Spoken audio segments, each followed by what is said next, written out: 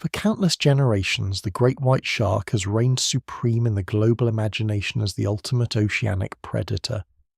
With rows of serrated teeth, an ancient evolutionary lineage, and a bite force capable of crushing solid bone, it appeared absolutely untouchable.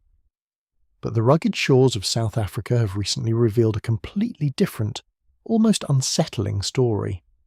Massive carcasses of adult great white sharks have been washing up on the beaches. They are not victims of old age, nor of disease, nor of human interference. They have been surgically hunted. Something lurking in the deep ocean is actively targeting the undisputed apex predator of the seas, and it is doing so with terrifying, calculated precision.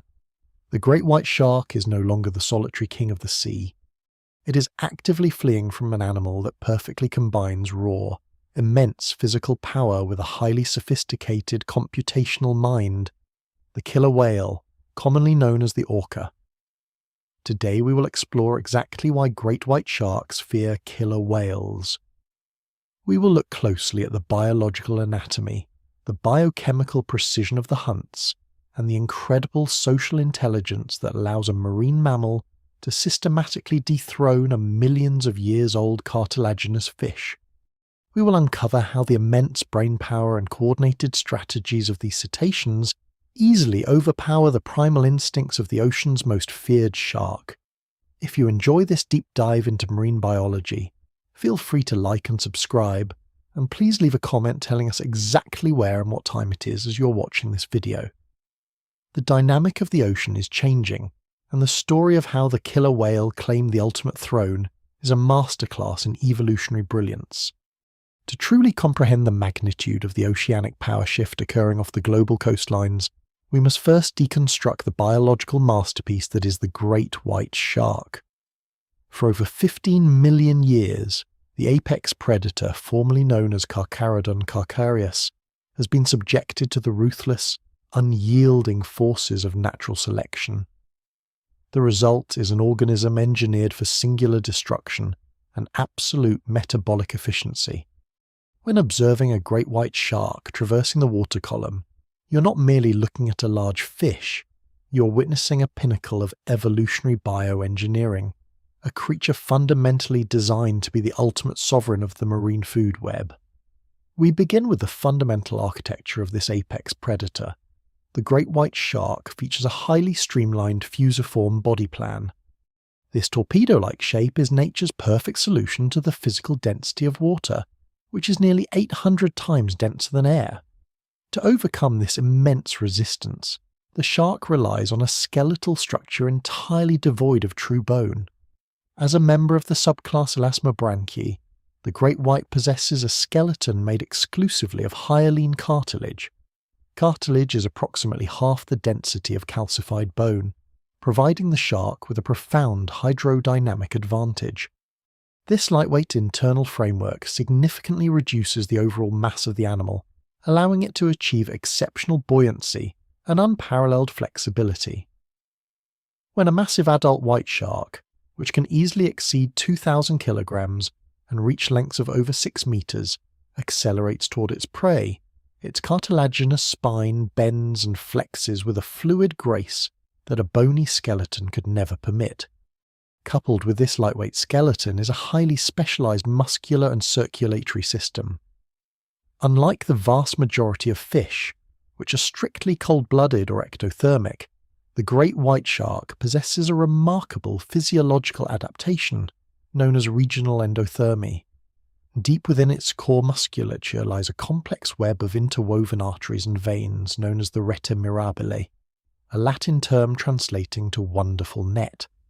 This anatomical marvel functions as a highly efficient countercurrent heat exchange system. As the shark's massive red swimming muscles generate metabolic heat through continuous movement, the rete mirabile captures this thermal energy and redirects it back into the shark's core, vital organs and brain, preventing the heat from dissipating into the freezing surrounding waters through the gills. By actively maintaining an internal body temperature up to 14 degrees Celsius warmer than the ambient ocean, the great white gains a massive physiological advantage over its cold-blooded prey. warm muscles contract with significantly greater speed and explosive force, while a heated central nervous system drastically accelerates neural processing speed and visual acuity. This ensures that the shark is always operating at peak cognitive and physical performance, even in the most frigid oceanic environments. However, the raw power of the great white shark is matched only by its stealth, a trait facilitated by one of the most fascinating integumentary systems in the animal kingdom. If you were to run your hand from the head to the tail of a great white shark, it would feel incredibly smooth, almost like polished leather. But if you were to stroke the skin in the opposite direction from tail to head, it would feel incredibly rough, capable of lacerating human skin like heavy grit sandpaper. This anomaly is due to the fact that sharks do not possess traditional, flat, overlapping fish scales. Instead, they are completely armoured in millions of microscopic tooth-like structures known as dermal denticles or placoid scales. From an evolutionary standpoint, dermal denticles are structurally homologous to human teeth. Each individual microscopic denticle consists of a central pulp cavity supplied with blood vessels and nerves, surrounded by a hard layer of dentine and capped with a remarkably tough outer layer of vitrodentine, a substance highly similar to tooth enamel. These denticles are firmly embedded in the shark's dermal layer and point uniformly backward toward the tail. But their primary function is not merely defensive armour. The dermal denticles represent a masterclass in biological fluid dynamics.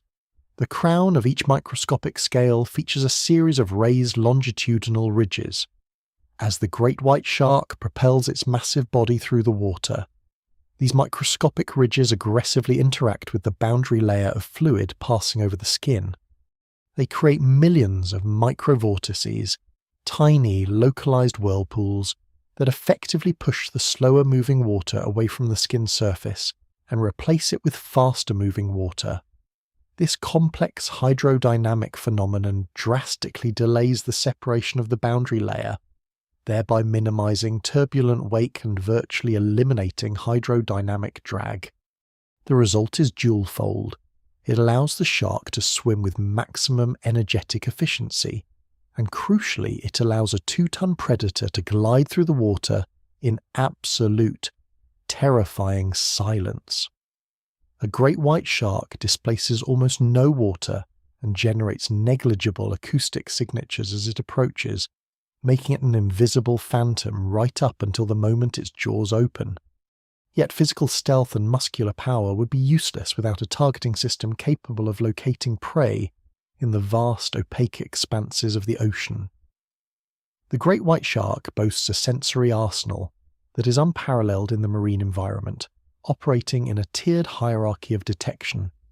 At extreme distances, the shark relies on its olfactory bulb, which can process chemical gradients in the water with staggering precision, detecting a single drop of blood or biological fluid diluted in millions of litres of seawater. As the distance closes, the lateral line system takes over. This is a network of fluid-filled sensory canals running laterally along both sides of the shark's body, from the gills to the tail.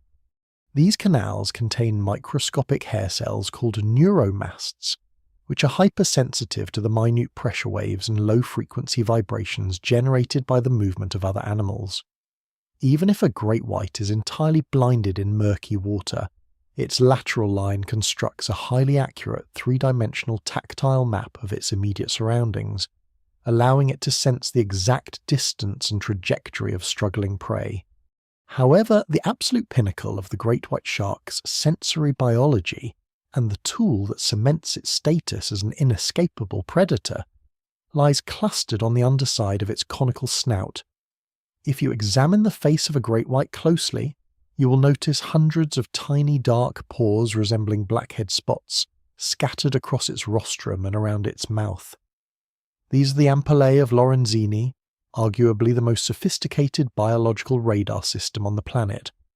The ampullae of Lorenzini grant the shark a sense entirely alien to human experience: electroreception. Every living organism in the ocean is a localized generator of bioelectricity. When a fish moves its tail, a muscle contracts. When it breathes, a gill operates. When its brain calculates, neurons fire. Every single one of these physiological actions generates a faint electrical field that permeates into the highly conductive saltwater environment. Even an animal attempting to hide by remaining perfectly motionless under a thick layer of sand on the ocean floor will inevitably broadcast its location through the simple, involuntary electrical pulses generated by its beating heart. The ampullae of Lorenzini are designed to intercept these minute electrical emissions. Anatomically, each dark pore on the shark's snout is the opening to a subcutaneous canal filled with a highly conductive, specialized mucopolysaccharide gel. This gel exhibits semiconductor properties, funneling electrical charges down the tube with near-zero resistance. At the base of each canal lies a bulbous sac, the ampulla, lined with thousands of electroreceptor cells. These sensory cells constantly measure the voltage difference between the pore at the skin surface and the internal environment of the shark's body. The sensitivity of the ampullae of Lorenzini borders on the realm of science fiction. Neurological studies have demonstrated that great white sharks can detect electrical gradients as incredibly faint as 1 nanovolt per centimeter. To put this astounding metric into perspective, it is equivalent to detecting the electrical field generated by a standard 1.5 volt AA battery sitting in the ocean, with the shark positioned thousands of miles away. In the final critical moments of a predatory strike, as the great white rolls its eyes backward into its skull to protect them from the thrashing prey, it is essentially blind. In these violent, chaotic milliseconds, the shark relies entirely on the ampullae of Lorenzini. The electrical field of the panicked prey acts as a flawless, inescapable homing beacon, guiding the shark's jaws to close with surgical precision, even in pitch-black conditions or zero visibility. Thus, the biological profile of the great white shark is one of absolute, unmitigated perfection for its evolutionary niche. It is an armour-plated, warm-blooded, hypersensory torpedo, armed with multiple rows of serrated teeth, and an electroreceptor system that makes hiding impossible. For millions of years, this extraordinary combination of physical attributes and primitive instinct-driven behaviour allowed the great white to dominate the ocean unopposed. It is a solitary hunter that operates on biological programming refined over deep geological time, a creature that never had to look over its shoulder, for there was nothing in the oceans capable of challenging its supremacy. That was, of course, until the ultimate ancient cartilaginous predator crossed paths with the pinnacle of modern mammalian intelligence. To understand why the great white shark, a predator perfected over 15 million years of isolated evolution, is suddenly abandoning its prime hunting grounds, we must pivot our focus to the architecture of its usurper. Enter Orcinus orca, globally recognized as the killer whale. Despite its terrifying colloquial moniker, the killer whale is not actually a whale at all. It is the largest, most formidable member of the oceanic dolphin family, Delphinidae. While the great white shark is a masterpiece of solitary cartilaginous engineering driven by primal instinct, the orca represents an entirely different paradigm of biological dominance. It is an apex predator that perfectly fuses overwhelming physical mass with unparalleled mammalian cognitive processing. When these two distinct branches of evolutionary supremacy collide in the open ocean, the outcome is dictated not by the sharpness of teeth, but by the sheer superiority of physics and neurological complexity. The physical disparity between the two animals is the first, most glaring factor in this unequal rivalry. A fully mature female great white shark, representing the absolute maximum size for its species, might stretch to 6 meters in length and weigh in at roughly 2,500 kilograms. By terrestrial standards, this is a gargantuan beast. However, by cetacean standards, it is heavily outmatched. A mature male killer whale can easily reach lengths of 8 to 9 meters and tip the scales at an astonishing 6,000 to 8,000 kilograms. This means an adult orca can be more than 3 times the mass of the largest great white shark. In the fluid dynamics of the ocean, mass equates to unstoppable kinetic energy. The orca is propelled not by lateral undulations of a cartilaginous tail, but by massive horizontal tail flukes powered by enormous columns of epaxial and hypaxial muscles running along a dense calcified mammalian spine. This physiology allows the orca to generate explosive bursts of speed, reaching up to 56 kilometers per hour, carrying a momentum so devastating that a single ramming strike can instantly rupture the internal organs of any fish in the sea. Furthermore, as an endothermic marine mammal enveloped in a thick layer of insulating blubber, the orca possesses a cardiovascular and respiratory stamina that far outlasts the anaerobic burst capabilities of the great white shark. Yet raw size and muscular power are merely the foundational tools of the orca. The true terror they inspire in other apex predators originates from the contents of their massive skulls.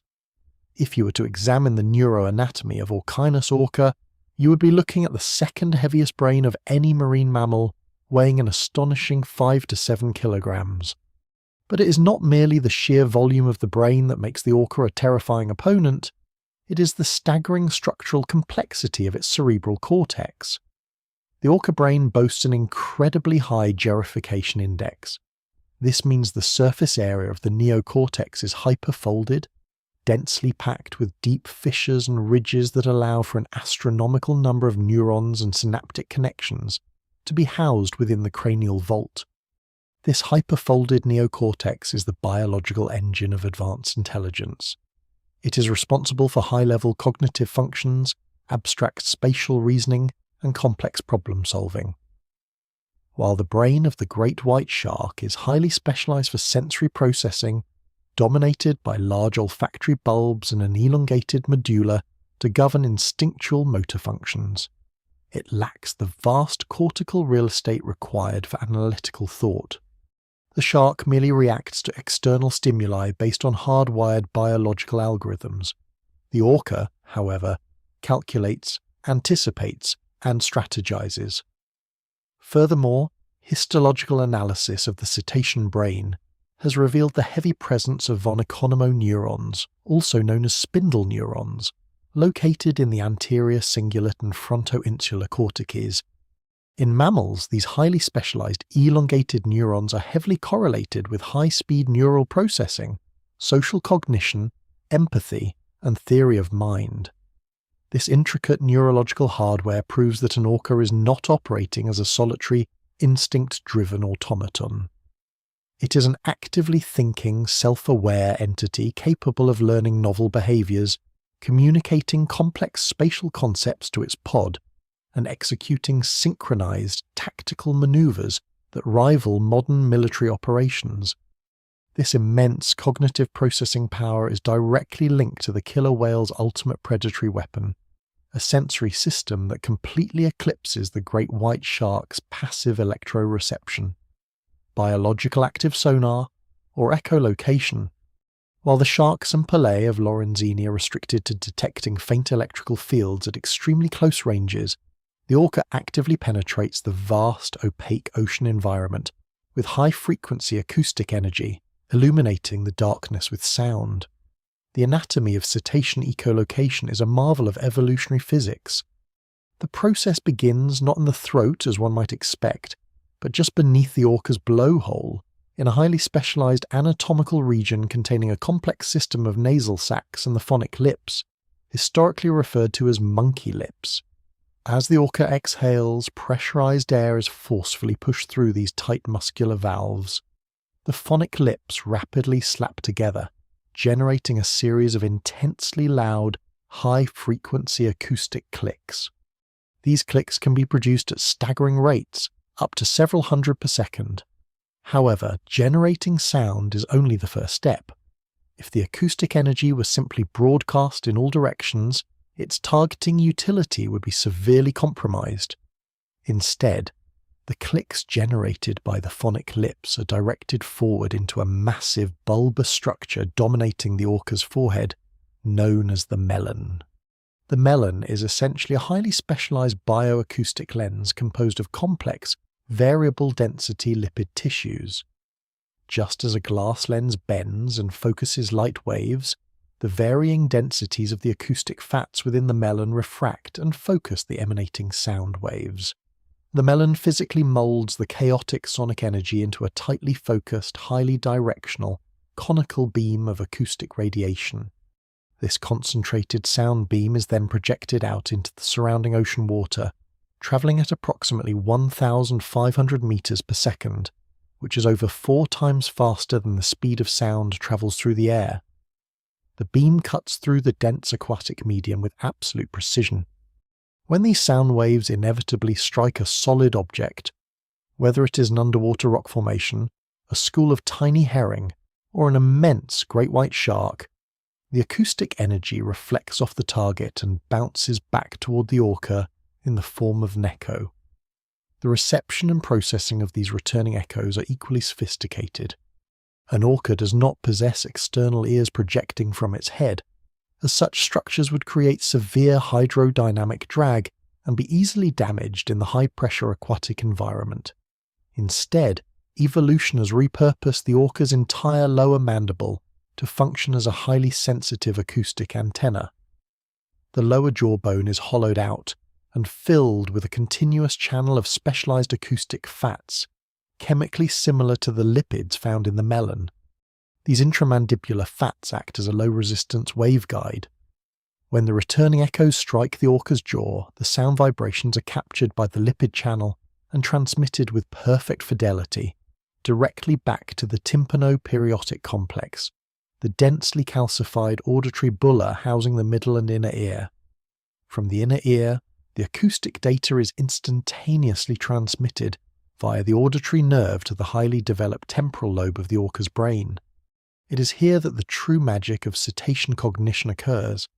The orca's brain does not merely register the echo as a dull noise, it processes the microscopic time delays, frequency shifts, and amplitude variations of the returning sound waves to construct a high-definition, three-dimensional holographic representation of its environment. This acoustic imaging is so precise that it borders on the supernatural. Through echolocation, an orca can determine not only the exact distance, speed and trajectory of a target, but also its internal composition. Because sound waves travel differently through varying biological densities, the orca can essentially see inside the bodies of other marine organisms. It can distinguish between a fish with a gas-filled swim bladder and a cartilaginous shark lacking one. More terrifyingly for the great white, the orca's biological sonar is acute enough to penetrate the shark's dermal armor, scanning its internal anatomy to identify the exact size, shape, and location of specific, nutrient-dense internal organs. Thus, the stage is set for an evolutionary clash of titanic proportions. On one side, the great white shark, an ancient cartilaginous predator operating as a solitary silent torpedo armed with millions of years of refined instinct and localized electrical sensors. On the other side, the killer whale, a gargantuan endothermic mammal wielding the crushing force of superior physical mass, driven by a hyper-complex neocortex capable of advanced tactical planning and equipped with a three-dimensional acoustic radar that strips away all stealth. When a predator that relies on ambush and localized detection encounters an infinitely heavier predator that can map the ocean dynamically and coordinate with a highly intelligent pod, the ancient hierarchy of the ocean collapses. The great white shark is stripped of its evolutionary advantages, transitioning instantly from the apex hunter to the heavily outmatched prey. This profound biological asymmetry perfectly explains the chilling surgical anomalies discovered on the rugged shores of the South African coastline, where the undisputed king of the ocean was ultimately systematically dethroned. The epicenter of the apex predator. To fully grasp the magnitude of the ecological shockwave that recently fractured the marine hierarchy, we must shift our focus to the southernmost tip of the African continent. Here, the geography of the seabed and the violent convergence of two colossal ocean currents create one of the most volatile and biologically productive marine environments on the planet. The warm, fast-flowing Agulhas current sweeping down from the Indian Ocean collides with the freezing, nutrient-rich Benguela current, surging up from the depths of the Atlantic. This relentless oceanic clash triggers massive upwellings of phytoplankton, forming the foundational baseline of a hyperabundant food web. At the very heart of this biological hotspot lies False Bay, a massive crescent-shaped inlet stretching across the western cape of South Africa, alongside its neighbouring coastal enclave, Gansbaai. For decades, marine biologists, conservationists and wildlife filmmakers universally recognised this specific geographical coordinate as the undisputed global capital of the great white shark. Seal Island and the calculus of the breach. The primary reason for this unprecedented concentration of apex predators was situated violently in the centre of False Bay, a barren, jagged outcrop of granite aptly named Seal Island. This small strip of rock is home to a staggering colony of over 60,000 Cape fur seals, Arctocephalus pusillus. For a great white shark, this island represented an inexhaustible, high-density reservoir of extreme caloric value. The thick layer of insulating blubber enveloping a Cape fur seal is pure combustible energy, perfectly suited to fuel the massive metabolic requirements of a 2-ton endothermic shark operating in frigid waters. However, hunting in False Bay required a highly specialised tactical approach. The water surrounding Seal Island is characterised by extreme murkiness and a sudden, precipitous drop-off in the bathymetric profile. The ocean floor plunges steeply, creating a deep, dark abyss directly adjacent to the shallow rocky shelves where the seals congregate. This unique underwater topography birthed one of the most spectacular and terrifying predatory behaviours ever documented in the natural world, the Polaris breach. Because great white sharks lack the sustained agility to outmaneuver a profoundly flexible and fast-swimming fur seal in a horizontal surface chase, they weaponize the depth of False Bay. The ambush. The shark would patrol the murky depths, often 20 to 30 metres below the surface, utilising the dark ocean floor as visual camouflage against the seals swimming above. The ascent. Upon locking onto the silhouette of a seal isolated from the colony, the shark would initiate a vertical ascent.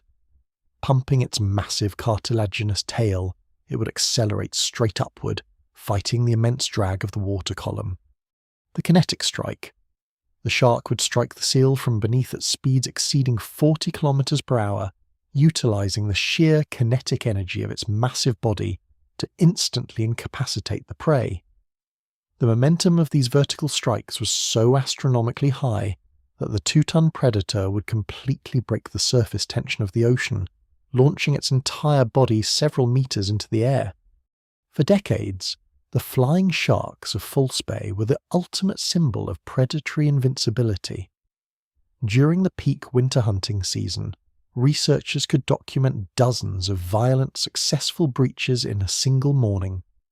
The ecosystem was brutally balanced, predictable, and thriving. The unprecedented vanishing act. Then an anomaly occurred, an ecological collapse so abrupt and absolute that it completely baffled the global scientific community. The undisputed monarchs of False Bay simply vanished. The timeline of this disappearance is critical to understanding its unnatural origin. Throughout the early 2000s and up until 2015, the data regarding great white shark populations in the Western Cape was remarkably consistent. Shark cage diving operators in Gansbaai and False Bay were logging hundreds of distinct, individual great white sightings every single month. Marine biologists had established extensive long-term acoustic telemetry arrays across the ocean floor. The telemetry silence. To track these localized populations, researchers had painstakingly surgically implanted acoustic transmitters into the muscular tissue of hundreds of great white sharks. These transmitters emit a unique high-frequency ultrasonic ping at regular intervals.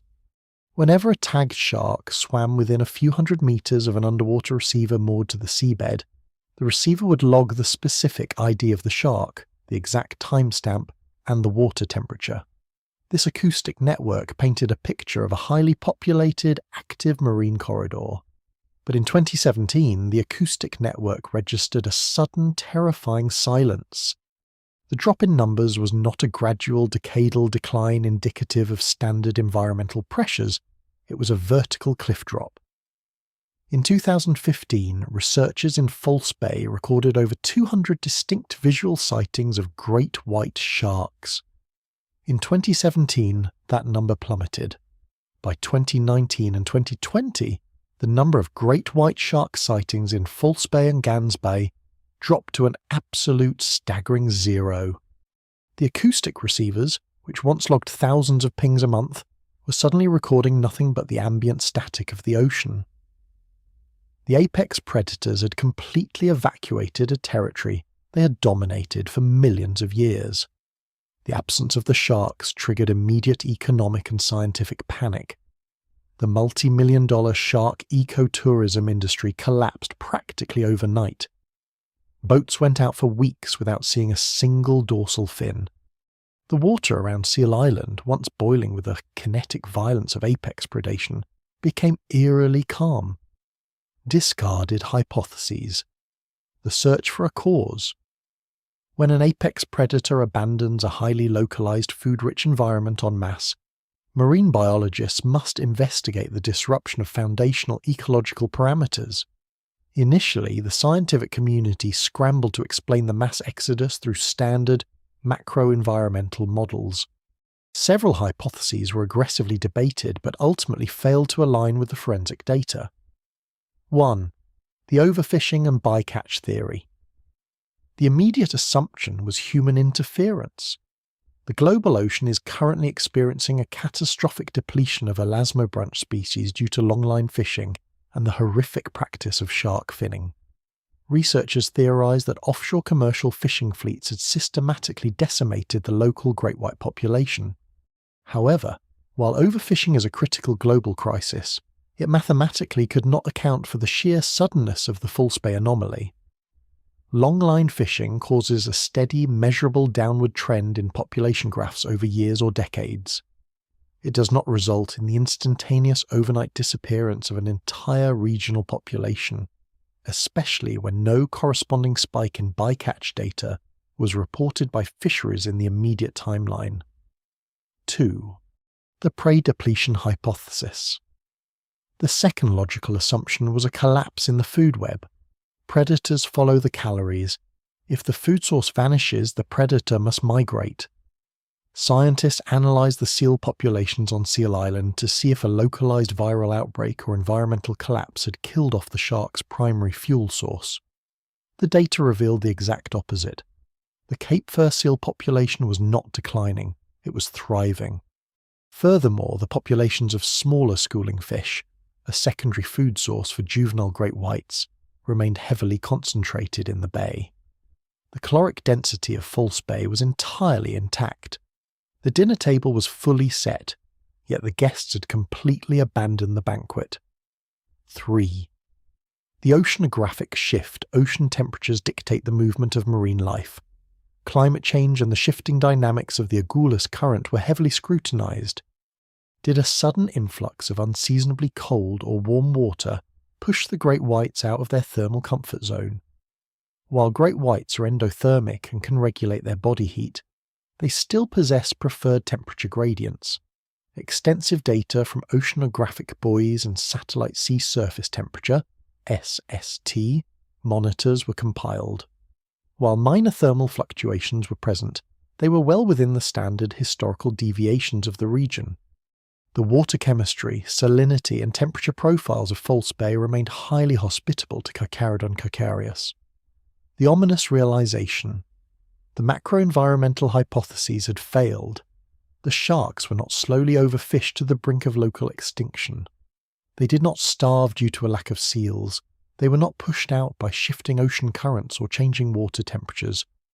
When scientists cross-referenced the acoustic telemetry data of the tagged sharks during the exact window of their disappearance, a chilling behavioral pattern emerged. The data logs did not show a standard, lethargic migration away from the bay. Instead, the pings indicated an abrupt, synchronized, and highly accelerated mass exodus. The sharks had detected a specific, localized stimulus, and their immediate biological response was sheer, unadulterated panic. They swam toward the deep offshore waters of the open ocean, abandoning their primary food source, and they refused to return for years.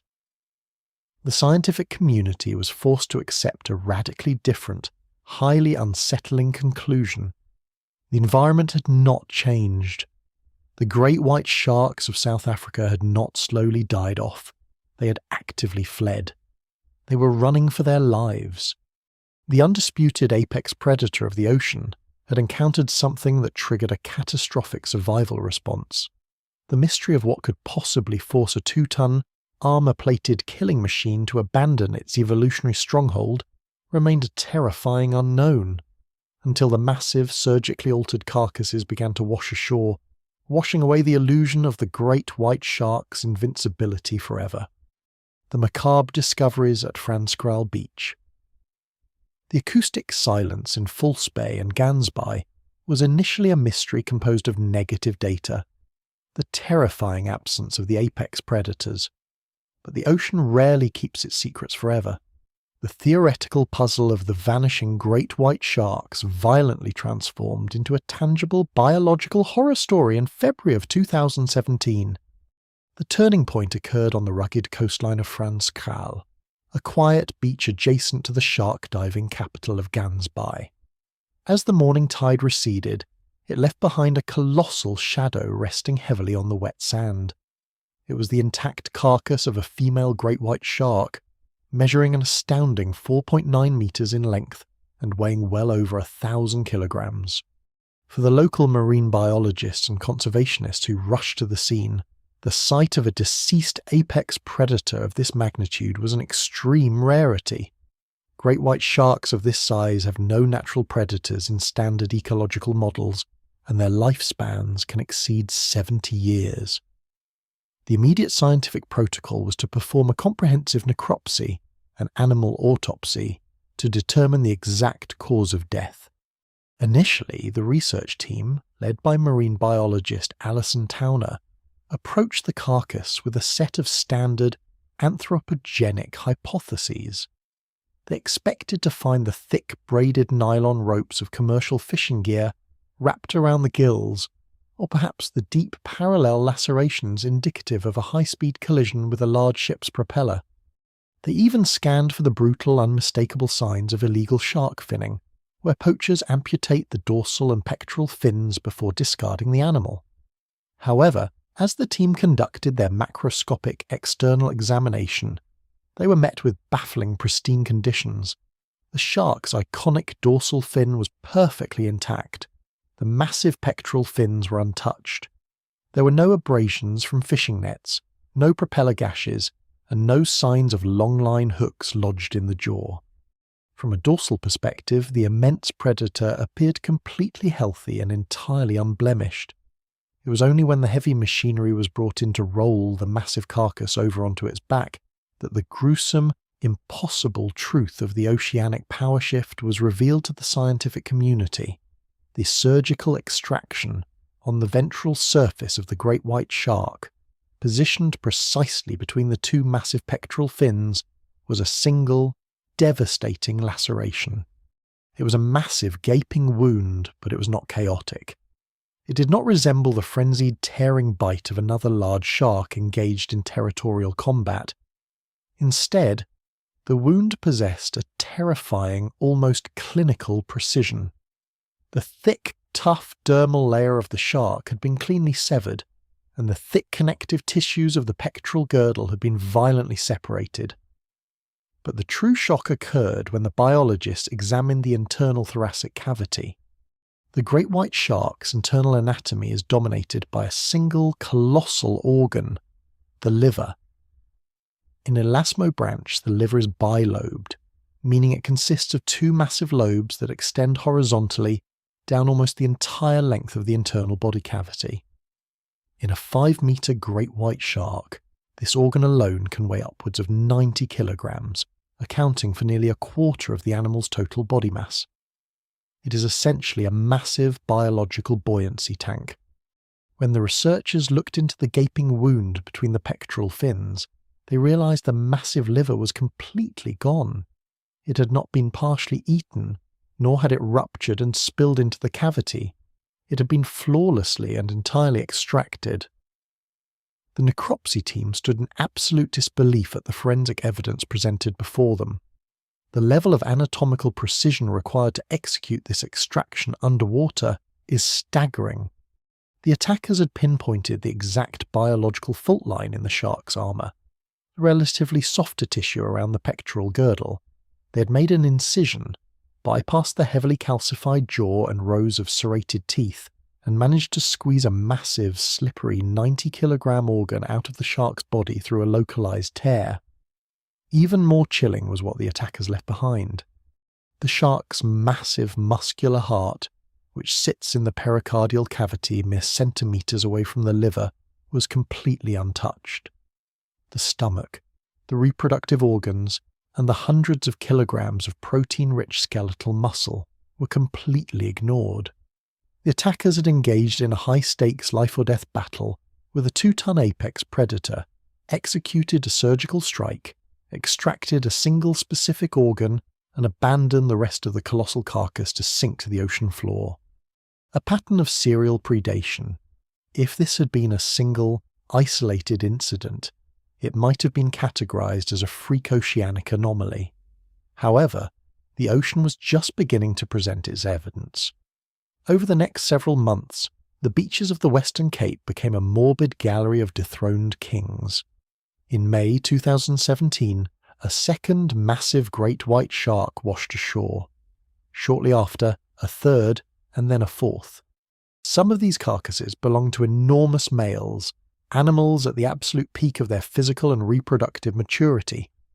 Every single carcass presented the exact same forensic signature: a flawless, unblemished dorsal surface, a precise rupture between the pectoral fins on the ventral side, and the complete surgical absence of the liver. The heart and the massive swimming muscles were always left perfectly intact. The marine biology community was now tracking a behavioural pattern that resembled the psychological profile of a serial killer. The predator responsible was not hunting out of desperate, indiscriminate hunger. It was hunting with extreme prejudice, demonstrating an advanced, specialized dietary preference that completely defied standard marine biology. The predator possessed an intimate, almost academic understanding of elasmobranch anatomy. The question that dominated every marine laboratory in South Africa was no longer why the great whites were fleeing, but who exactly was executing them with such terrifying efficiency. Enter Port and Starboard. The answer to this biological murder mystery was provided by the meticulous cross-referencing of visual observation logs with the timeline of the beachings. Every single time a surgically altered great white shark carcass washed ashore, whale-watching vessels and coastal observers had reported seeing a highly specific, easily identifiable pair of adult male killer whales patrolling the immediate vicinity of False Bay and Gansby. They were quickly designated with the names Port and Starboard. In the wild, distinguishing individual killer whales within a transient pod can be a difficult task, requiring close-range photographic identification of the unique grey saddle patches located just behind their dorsal fins. However, Port and Starboard required no such close-range scrutiny. They were instantly recognizable from miles away due to a very rare and highly conspicuous physical anomaly. Both of their massive dorsal fins had completely collapsed. In adult male killer whales, the dorsal fin can grow to a staggering height of nearly 2 meters. It is composed entirely of dense, fibrous connective tissue, completely lacking any internal bone or cartilage for structural support. While dorsal fin collapse is a highly common and tragic symptom of the extreme psychological and physical stress experienced by orcas kept in artificial captivity, it is an exceptionally rare phenomenon in wild, free-ranging populations. Only an estimated 1% of wild orcas exhibit a completely collapsed fin. Yet, here were 2 adult males travelling exclusively together, both bearing this rare physical trait. True to their nautical namesakes, Port's dorsal fin drooped heavily to the left side of his body, while Starboard's fin completely folded over to the right. This unique asymmetry made them the most easily identifiable marine mammals on the African coastline, profiling the culprits. As researchers compiled the behavioural data on Port and Starboard, a chilling profile began to emerge. These two males did not belong to the large, highly vocal and socially complex resident pods that patrol the coastlines hunting schooling fish. They exhibited all the behavioural markers of a transient or mammal-eating ecotype. They travelled in near absolute silence, refusing to use their echolocation clicks unnecessarily to avoid alerting their prey. They moved with a stealthy, synchronised precision that hinted at decades of coordinated hunting experience. Further analysis of their physical appearance, specifically through high-resolution telephoto imagery of their jaws when they surfaced, revealed that their large conical teeth were severely worn down, in some places ground completely flat to the gum line. This extreme dental wear is a known morphological indicator of a highly specialised diet, a diet consisting almost entirely of sharks. The tough, sandpaper-like dermal denticles that cover the skin of sharks act like an industrial abrasive, grinding down the teeth of any predator that routinely bites into them over a lifespan of several decades. Port and Starboard were not newly minted hunters making lucky strikes. They were highly evolved, highly specialised biological assassins. They were an elite tactical unit of flat-toothed orcas that had spent their entire lives perfecting the art of hunting the ocean's most dangerous prey. When this specific, highly experienced pair of killer whales decided to migrate into the biological hotspot of False Bay, they did not see a territory dominated by the great white shark.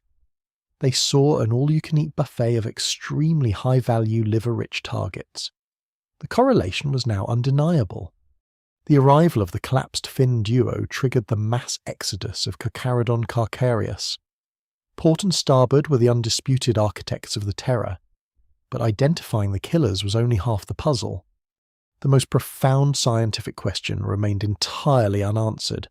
How exactly do two air-breathing mammals safely subdue a hyper-aggressive, armour-plated shark armed with hundreds of razor-sharp teeth, and why, out of all the nutrient-rich flesh available on a 2-ton carcass, do they go to such extreme lengths to extract only the liver?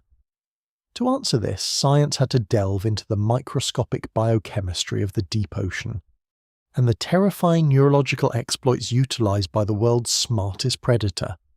To unravel the mystery of how a pair of air-breathing marine mammals can safely and systematically dismantle the ocean's most heavily armed cartilaginous predator, we must first examine the inherent risks of apex predatory combat. In the natural world, true apex predators rarely engage in direct mortal combat with one another. The biological cost of warfare is simply too high. For a killer whale, a direct confrontation with a fully mature 2,000-kilogram great white shark represents an extreme existential risk. The shark's jaws are a biological woodchipper, armed with up to 300 serrated triangular teeth that are constantly replaced and engineered to shear through thick layers of blubber and dense bone. Even if an enormous adult male killer whale could easily overpower the shark through sheer brute force and physical mass, sustaining a single, severe laceration in the process could prove fatal. In the unforgiving environment of the open ocean, an open wound rapidly invites catastrophic bacterial infection, sepsis, and ultimately death. Therefore, for Port, Starboard, and other specialised transient orcas to hunt great white sharks sustainably as a primary food source, they cannot rely on a chaotic, bite-to-bite brawl. They must execute a tactical strike that guarantees zero collateral damage to themselves. They must neutralise the shark's primary weapon, its mouth, before the battle even begins. To achieve this flawless subjugation, the killer whale does not overpower the shark physically, it overpowers the shark neurologically. The orca utilises its supreme cognitive abilities to exploit a devastating physiological loophole hardwired deeply into the elasmobranch nervous system. This biological vulnerability is a phenomenon known as tonic immobility. Tonic immobility is an unconditioned, reflex-driven state of profound temporary paralysis that can be induced in many species of sharks and rays. It is essentially a biological reset button, a bizarre neurological glitch that completely shuts down the animal's motor functions. When a great white shark is physically flipped over and forced onto its back, exposing its pale ventral surface to the surface of the ocean, it does not thrash, it does not bite, and it does not fight back. Instead, within a matter of mere seconds, the supreme predator of the ocean goes entirely limp. The dorsal fin straightens, the massive pectoral fins relax, the breathing becomes incredibly shallow, and the shark enters a trance-like catatonic state. It is temporarily transformed from a hyperlethal killing machine into a completely inert, paralyzed object floating helplessly in the water column. The exact evolutionary purpose of tonic immobility remains a subject of intense debate among marine biologists. Some evolutionary physiologists theorize that it originated as a complex defense mechanism, a form of extreme physiological playing dead inherited from ancient cartilaginous ancestors to avoid triggering the predatory strike reflexes of larger prehistoric marine reptiles. Others postulate that it evolved as a necessary neurological adaptation to facilitate copulation. Because male sharks must violently bite down on the pectoral fins of female sharks to hold them steady during mating, the sudden inversion and subsequent paralysis may prevent the female from instinctively fighting back and causing mutual fatal injuries during the reproductive process. Regardless of its ancient evolutionary origins, tonic immobility in the modern ocean represents a fatal flaw when faced with a predator intelligent enough to weaponize it. The neurophysiological mechanics behind tonic immobility reveal a catastrophic overload of the shark's highly tuned sensory systems. As established, the great white shark is a creature deeply reliant on spatial orientation and environmental feedback. It navigates the three-dimensional void of the ocean using a highly sensitive vestibular system located within its inner ear. This system of fluid-filled semicircular canals provides the shark's brain with constant real-time data regarding its pitch, yaw, roll, and relation to gravitational forces. Furthermore, the shark's entire body is wired with proprioceptors, and its snout is loaded with the electroreceptive ampullae of Lorenzini. When a killer whale forcefully and rapidly violently inverts the shark, it triggers a catastrophic sensory dissonance. The vestibular system is abruptly thrown upside down, sending chaotic inverted gravitational signals to the cerebellum. Simultaneously, the sudden rush of water over the inverted ampullae of Lorenzini and the lateral line creates a storm of conflicting spatial data. The shark's central nervous system, unable to process this sudden, extreme influx of contradictory spatial and sensory information, essentially initiates an emergency shutdown protocol to protect the brain from neurosensory overload. At the biochemical level, this shutdown triggers a massive and immediate shift in the autonomic nervous system. The shark's sympathetic nervous system, the biological engine responsible for the fight-or-flight response, adrenaline production, and aggressive motor control, is aggressively suppressed. Concurrently, the parasympathetic nervous system, which dictates rest and metabolic conservation, is forced into extreme overdrive. The brain is flooded with a sudden spike of inhibitory neurotransmitters. Motor neurons cease firing. Muscle atonia sets in, causing the immense, heavily muscled body of the great white to lose all structural rigidity. The shark is awake, fully conscious, and aware of its surroundings, but it is rendered an absolute prisoner within its own paralyzed anatomy. Knowing that this neurological exploit exists is one thing, but successfully executing the physical maneuver to flip a panicking, aggressively defensive great white shark requires a masterclass in cooperative hunting, hydrodynamic physics, and apex agility. This is where the sheer brilliance of the killer whale's pod dynamics and echolocation capabilities come into play. When a highly experienced pair of orcas like Port and Starboard target a great white, they do not charge recklessly. The assault is calculated, methodical, and heavily reliant on stealth and misdirection. As they approach the target, they utilize their acoustic biosonar to map the exact dimensions, orientation, and trajectory of the shark. They can acoustically pinpoint the exact location of the shark's pectoral fins, the crucial control surfaces that dictate the shark's stability in the water. The attack often begins with a coordinated diversion. One orca may position itself directly in the shark's field of vision, or within the detection range of its lateral line, maintaining a safe distance but acting as an acoustic and visual decoy. The great white, recognizing the immense threat of the mammalian predator, will naturally orient its heavily armoured, tooth-filled jaws toward this visible threat, preparing for a frontal assault. This defensive posturing is the shark's fatal mistake, as it leaves its ventral underbelly and its blind spots completely exposed. While the shark is focused on the decoy, the second orca initiates the true strike from the dark depths below. Utilizing the immense kinetic power of its horizontal tail flukes, the attacking orca accelerates upward at a tremendous velocity. It does not aim for the deadly jaws or the thick, heavily muscled torso. Instead, it targets the extreme outer edges of the shark's anatomy, specifically the massive pectoral fins or the area just behind the gills.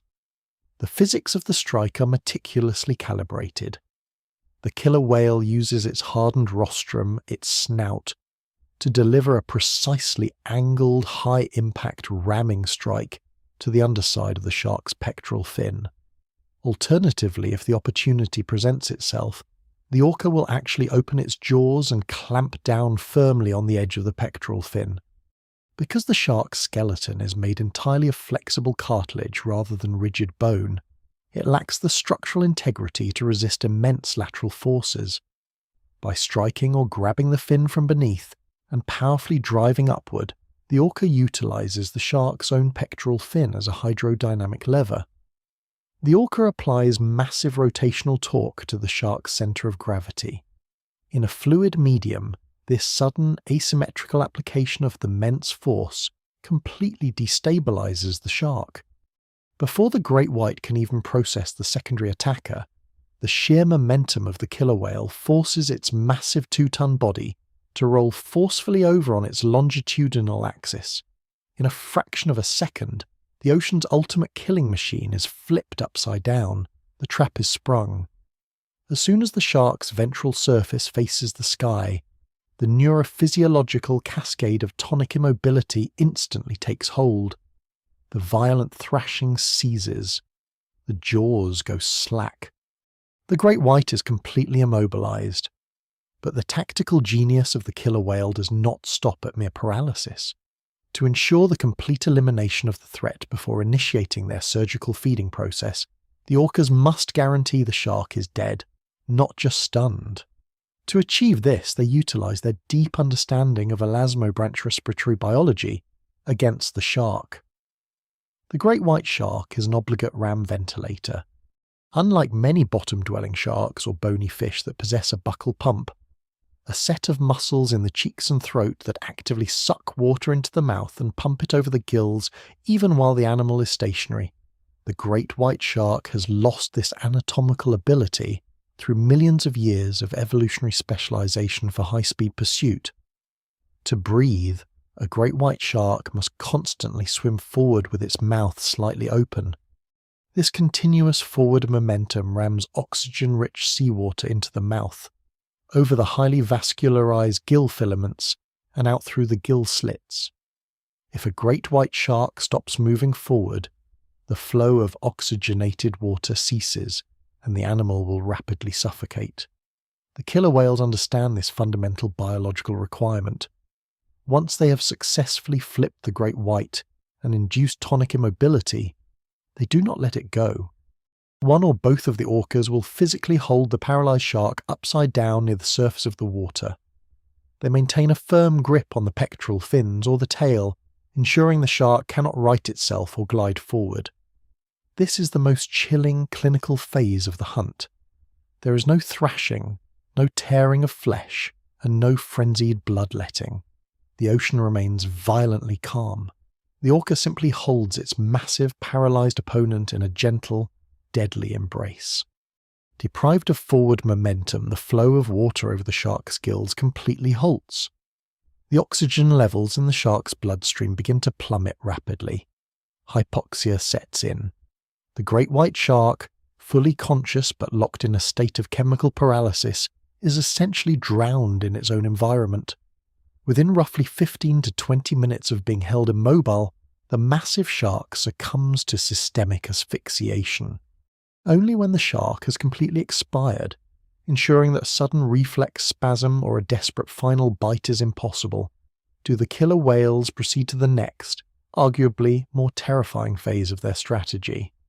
They have successfully neutralized the deadliest mouth in the ocean without sustaining a single scratch.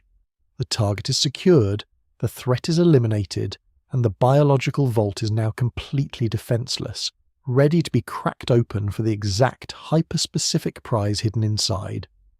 With the great white shark rendered completely lifeless through the neurophysiological exploit of tonic immobility and subsequent asphyxiation, the violently serene execution reaches its clinical conclusion.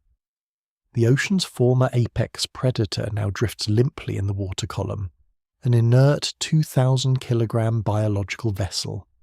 Yet, for the killer whales, the physical death of the shark is merely the prerequisite for the true objective of the hunt. They did not expend immense tactical energy and risk potential injury simply to eliminate a competitor. They executed this flawless subjugation to harvest a highly specific, biochemically unparalleled energy source locked deep within the shark's anatomy. What follows is an act of surgical extraction so precise and selective that it completely rewrites our understanding of mammalian foraging logic. To understand the extraordinary selectivity of this predation, we must first examine the unique internal architecture of the great white shark, specifically addressing the evolutionary problem of aquatic buoyancy. In the vast majority of bony fish, evolution solved the problem of sinking by developing a swim bladder, an internal gas-filled sac that can be inflated or deflated to maintain neutral buoyancy at various depths. However, sharks, as members of the class Chondrichthyes, entirely lack a swim bladder. A great white shark is composed of dense cartilage, heavy muscle tissue, and an armoured dermal layer, all of which are significantly negatively buoyant. If a great white shark were to stop swimming, it would rapidly sink to the abyssal depths of the ocean floor. To counteract this massive negative buoyancy without a gas bladder, the great white shark relies on a spectacular organ, a hyper-developed bilobed liver. The elasmobranch liver is an anatomical anomaly in terms of sheer scale. In a fully mature adult great white, this single organ can occupy up to 90% of the internal visceral cavity and account for an astonishing 25 to 30% of the animal's total body weight.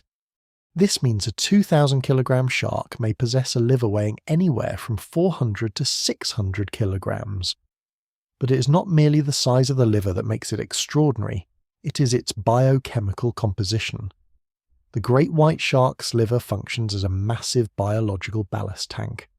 Instead of using air, it achieves positive buoyancy by saturating its liver tissues with vast quantities of low-density lipids and specialized hydrocarbon oils. The absolute crown jewel of these lipid reserves, and the exact target of the killer whales, is an organic compound known as squalene. From a biochemical perspective, squalene is a highly unsaturated tryptopene hydrocarbon. If we were to write out its chemical formula in text, it consists of exactly 30 carbon atoms and 50 hydrogen atoms. This specific molecular structure dictates its remarkable physical properties. Squalene possesses a specific gravity of approximately 0.855, whereas the specific gravity of standard oceanic seawater is roughly 1.025. Because squalene is significantly less dense than the surrounding seawater, it provides a powerful upward lifting force. By filling its massive liver with a chemical cocktail that is sometimes up to 80% pure squalene by volume, the great white shark achieves near-perfect neutral buoyancy, allowing it to glide through the water column with minimal energetic exertion. However, squalene is not just a biological flotation device, it is a hyper-concentrated battery of organic energy. In the biological calculus of the animal kingdom, proteins and carbohydrates typically yield about 4 kilocalories of metabolic energy per gram.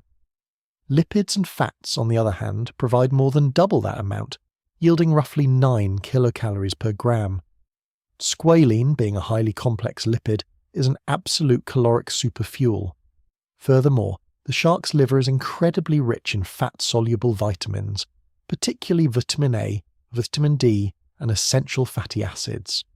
For an endothermic, warm-blooded marine mammal like the killer whale, which must maintain a high internal body temperature in the freezing hyperconductive waters of the ocean, caloric intake is the ultimate currency of survival. An adult male killer whale requires hundreds of thousands of calories every single day simply to fuel its basal metabolic rate and power its immense muscular and neurological systems. Hunting schooling fish or smaller marine mammals requires a continuous, exhausting expenditure of energy for a relatively low caloric return per catch. But the liver of a great white shark represents something entirely different. A single, mature, great white shark liver contains hundreds of thousands of kilocalories of pure, rapidly metabolizable fat. It is the oceanic equivalent of a massive hyperdense energy bar. By consuming the liver of one large shark, a killer whale can secure enough metabolic fuel to sustain its massive body for several days, maximizing its caloric intake while minimizing its overall hunting effort. This profound biochemical understanding dictates the bizarre surgical aftermath of the kill. Once the great white is dead, the killer whales do not rip the carcass apart. They understand that to access the liver, they only need to exploit the shark's anatomical geometry and the physical properties of the lipids inside. The orcas target the relatively softer tissue located precisely between the shark's massive pectoral fins, an area known as the pectoral girdle. Using their powerful jaws and conical teeth, they create a highly localized, precise laceration. They forcefully grab the pectoral fins and pull laterally, violently widening the incision and rupturing the thoracic cavity. Then, physics takes over. Because the massive liver is saturated with low-density squalene, it is fundamentally lighter than the surrounding seawater and lighter than the dense muscle and cartilage of the dead shark. As the internal cavity is breached and external pressure is applied by the crushing jaws of the orca against the shark's torso, the immense, slippery lobes of the liver are literally squeezed out of the incision. Like a submerged balloon escaping a physical constraint, the highly buoyant liver forcefully floats upward and out of the carcass, floating directly toward the ocean's surface. The killer whales do not even have to dig into the gory depths of the carcass.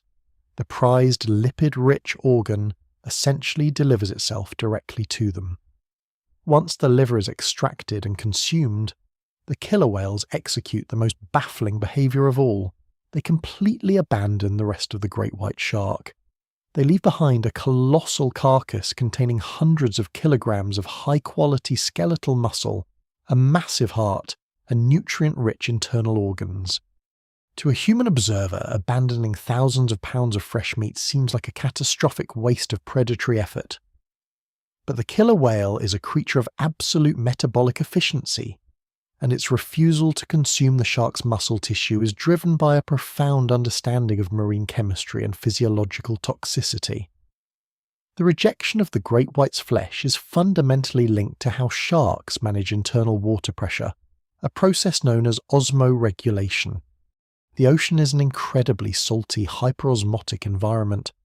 For most marine animals, this highly concentrated salt water constantly attempts to draw fresh water out of their cellular tissues through the biological process of osmosis. Bony fish combat this by constantly drinking seawater and utilizing highly specialized kidneys and chloride cells in their gills to actively excrete the excess salt. Sharks, however, evolved a completely different, somewhat archaic physiological solution to the problem of osmosis. Instead of fighting to keep the salt out, the great white shark actively alters its internal chemistry to match the concentration of the ocean. It does this by deliberately retaining massive quantities of metabolic waste products within its bloodstream and muscle tissues. The two primary compounds utilised for this are urea, the highly toxic nitrogenous compound found in mammalian urine, and trimethylamine N oxide. By essentially flooding its own cellular tissues with urea, the great white shark raises its internal osmotic pressure to become slightly hypertonic to the surrounding seawater, preventing water loss. While this evolutionary mechanism allows the shark to survive effortlessly in the saltwater environment, it renders the shark's muscle tissue highly unpalatable and potentially metabolically expensive for a marine mammal to digest.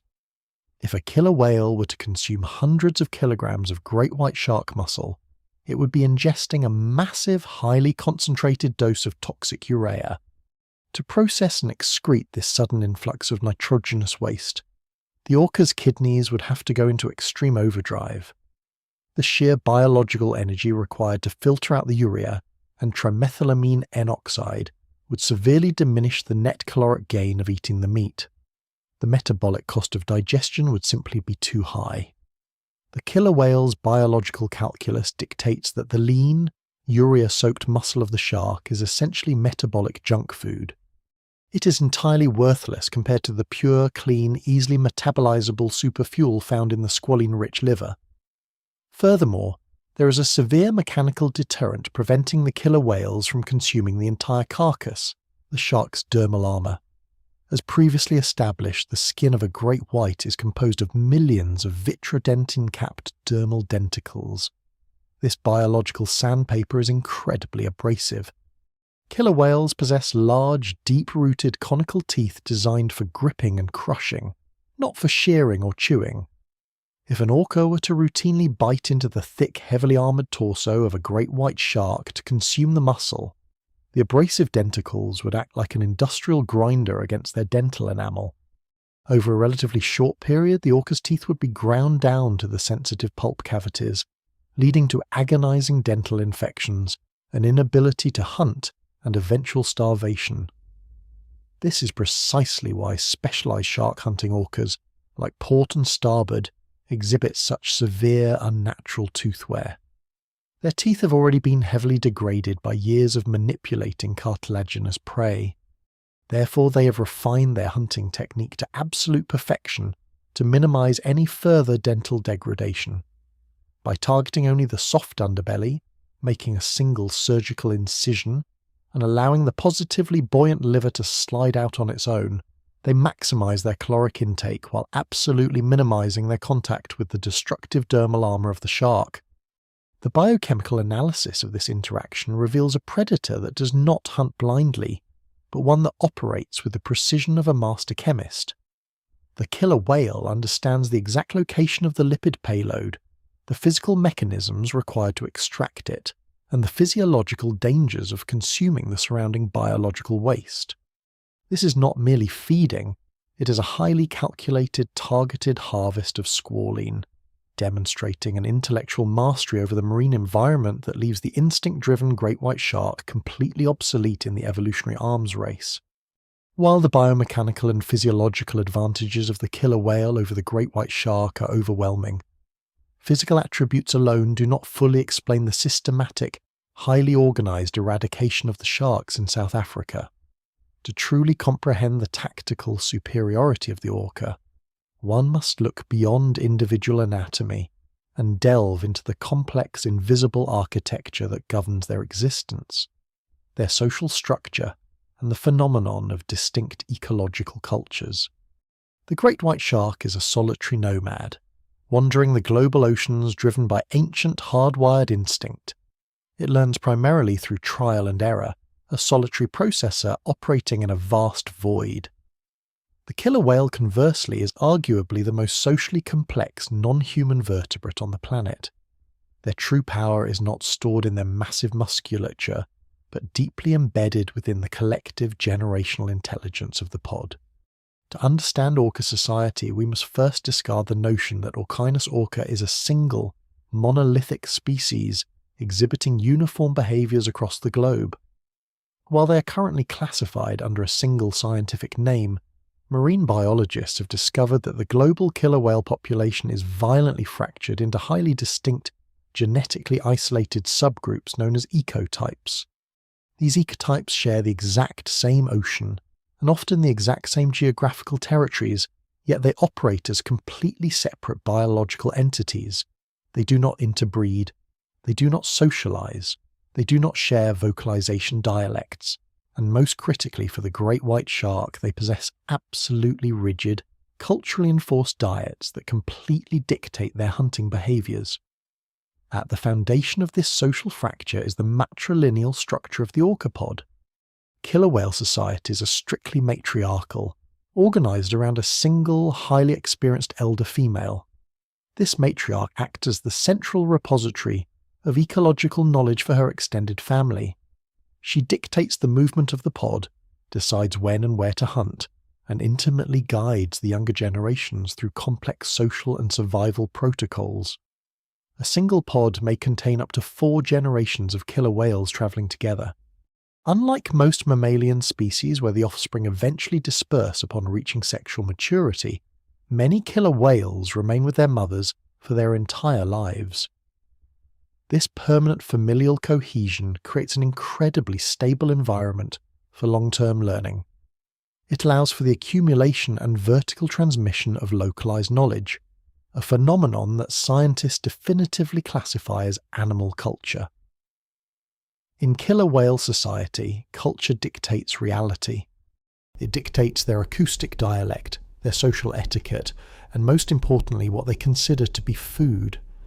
To illustrate the absolute rigidity of these cultural diets, we must examine the heavily studied populations of the North Pacific.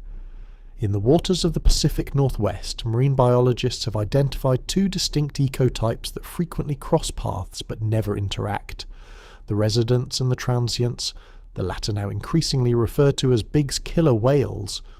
The resident ecotype represents the fish-eating culture. These killer whales travel in large, highly vocal and incredibly stable family units. Their diet is exceptionally specialized, consisting almost entirely of teleost fish, with a massive, almost exclusive preference for Chinook salmon. Because salmon possess relatively poor acoustic hearing capabilities, the resident killer whales can afford to be incredibly noisy.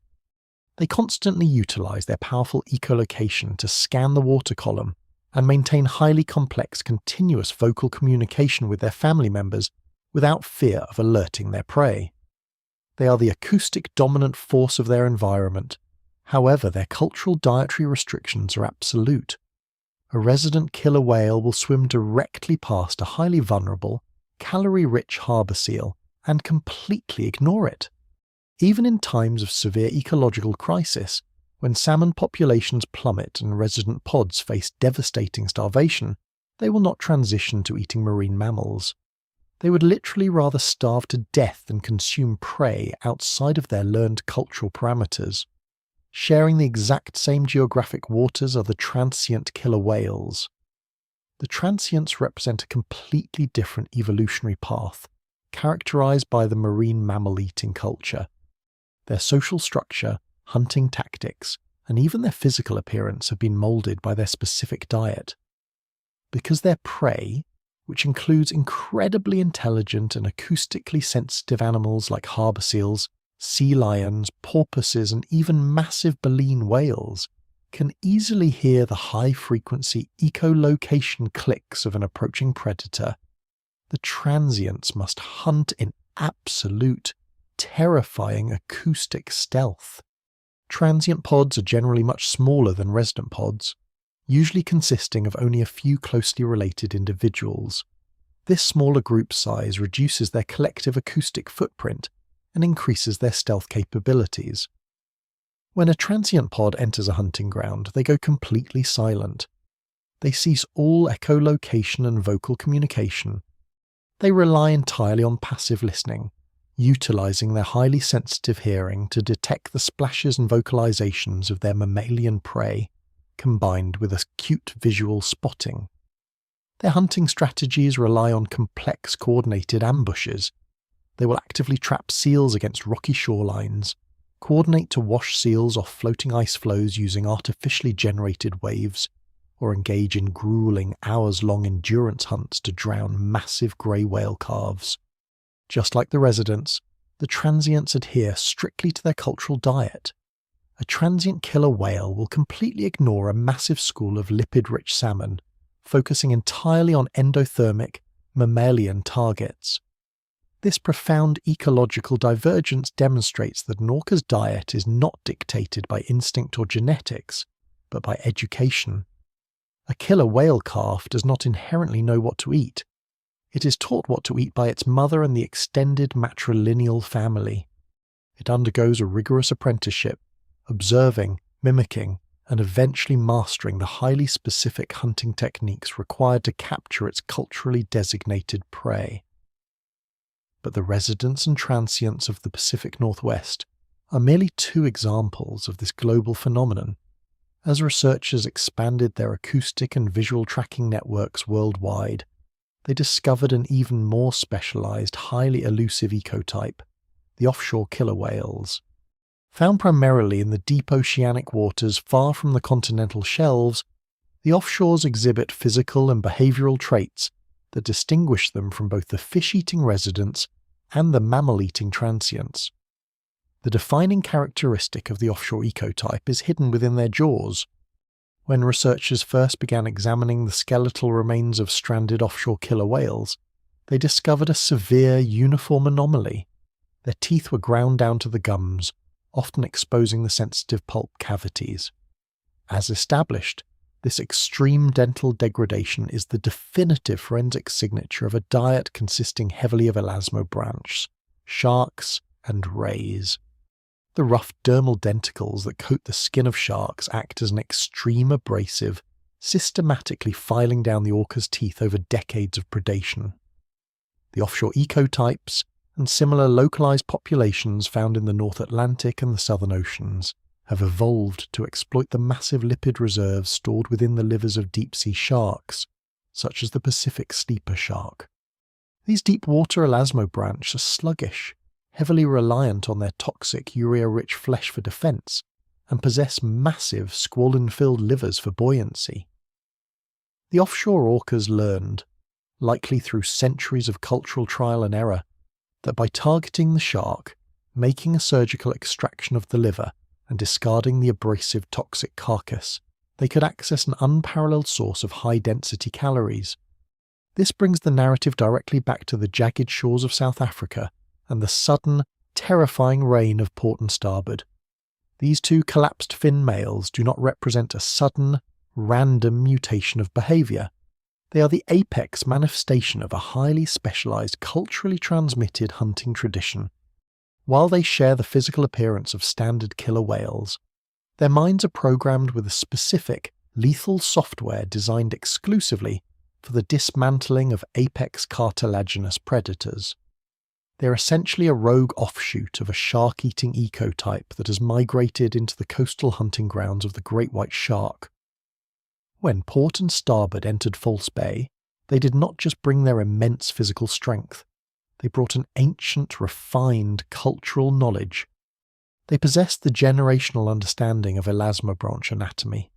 They intimately knew the vulnerabilities of the pectoral girdle, the precise physics required to induce tonic immobility, and the biochemical necessity of harvesting only the lipid-rich liver while leaving the toxic, abrasive muscle tissue untouched.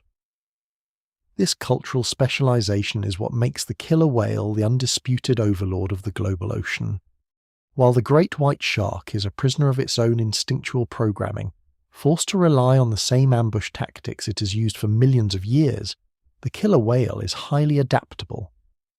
If a specific food source becomes abundant, a localized pod of orcas possesses the cognitive flexibility to invent a new hunting strategy, perfect it through coordinated practice, and then encode that new strategy into their cultural database to be passed down to the next generation. The great white shark is fighting a biological war against an opponent that is essentially constantly upgrading its software. The shark relies on the slow, brutal mechanism of genetic evolution to adapt to threats. The killer whale relies on the lightning-fast mechanism of cultural evolution. Understanding this deep social and cultural framework fundamentally reframes the massacre in South Africa. The great white sharks were not merely outmuscled by a larger predator. They were systematically hunted by a sophisticated, culturally united collective wielding generations of specialized targeted knowledge. But the true terror of this cultural intelligence is not merely that it exists, it is that it spreads. What happens when two highly specialized biological assassins like Port and Starboard interact with other killer whales in the vast open ocean?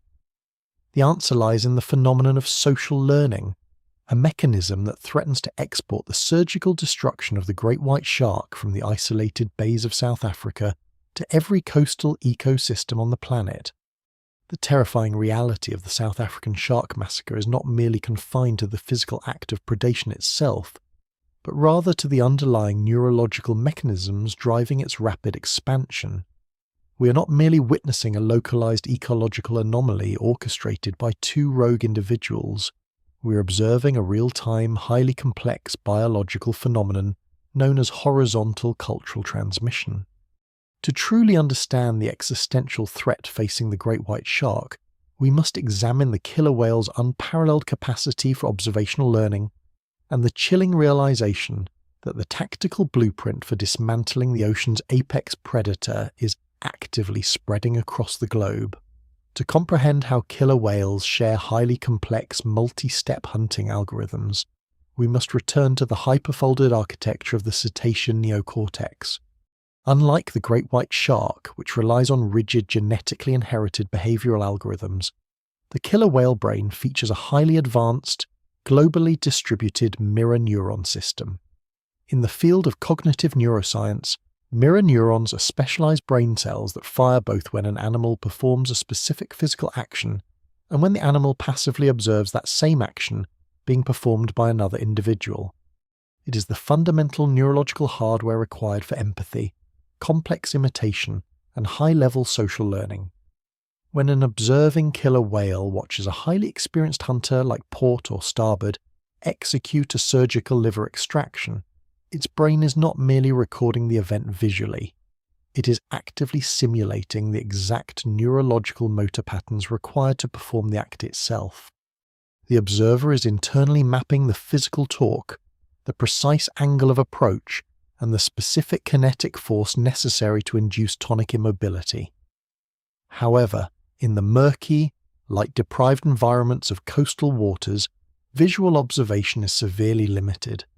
Here, the killer whale utilizes a capability that completely defies terrestrial logic: acoustic eavesdropping. Because killer whales utilize high-frequency echolocation to construct three-dimensional holographic representations of their environment, an observing orca does not need to physically see the hunt with its eyes to learn the technique. It can literally listen to the acoustic reflections of the attack. The observing orcas can acoustically visualize the precise angle of the ramming strike against the shark's pectoral fin. They can acoustically monitor the sudden cessation of the shark's movement as tonic immobility takes hold. Furthermore, because echolocation penetrates biological tissue, the observing whales can actually see the internal acoustic density of the massive squalene-rich liver being violently forced out of the thoracic cavity. It is an underwater, highly detailed anatomical masterclass broadcasted in real time across the pod's acoustic network. For years, the scientific community desperately hoped that the highly specialized dietary preference of Port and Starboard was an isolated behavioral mutation, restricted exclusively to their specific lineage. This hope was based on the concept of vertical cultural transmission, the process by which knowledge is passed down strictly from a mother to her immediate offspring. Vertical transmission is an incredibly slow generational process. If the knowledge of how to hunt great white sharks remained strictly vertical, the threat to the global shark population would remain geographically contained. But in 2022, aerial drone footage captured over the waters of Mossel Bay, South Africa, provided the undeniable smoking gun evidence that shattered this assumption. The high-definition footage captured a coordinated pod of 5 killer whales, systematically hunting and executing a massive great white shark. Among the group was the easily identifiable collapsed dorsal fin of Starboard. However, the actual kill, the violent subduction, the tactical inversion, and the subsequent surgical extraction of the liver was not executed by the veteran assassin. It was performed by a different younger male orca within the pod who had absolutely no prior documented history of hunting great white sharks. This unprecedented footage proved that Starboard was not merely hunting, he was actively demonstrating the technique. He was acting as a veteran instructor, transmitting a highly specialized lethal technology to a completely naive demographic of the local killer whale population. This event definitively proved the existence of horizontal cultural transmission within the killer whale community. Horizontal transmission is the peer-to-peer sharing of knowledge across different family units and social groups. Unlike vertical transmission, horizontal transmission does not wait for a new generation to be born. It moves through a population like a viral contagion. A single, highly effective behavioral innovation can rapidly spread across an entire regional population in a matter of months. For the great white shark, this is the ultimate ecological nightmare. A localized threat orchestrated by two specific individuals had suddenly mutated into a regional pandemic of targeted assassination. Yet, the scope of this biological crisis extends far beyond the jagged coastlines of the African continent. The data indicates that a global paradigm shift is underway, fundamentally rewriting the apex predatory hierarchy of the world's oceans. The surgical subjugation of the great white shark is no longer a geographically isolated phenomenon. Decades before the arrival of Port and Starboard in False Bay, an ominous precursor event occurred halfway across the globe. In 1997, off the coast of the Farallon Islands, a desolate rocky archipelago near San Francisco, California, globally renowned for its massive seasonal aggregation of great white sharks, a whale-watching vessel documented an impossible encounter.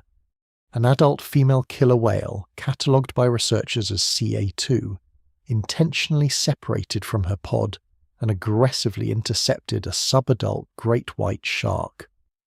To the absolute astonishment of the marine biologist on board, the female orca perfectly executed the precise tactical maneuver. She forcefully rammed the shark, inverted it to induce tonic immobility, held the paralyzed predator upside down until it asphyxiated, and proceeded to selectively consume its massive liver, completely discarding the rest of the carcass. Following this singular, violent interaction, the acoustic tags attached to the local great white shark population recorded a chillingly familiar pattern.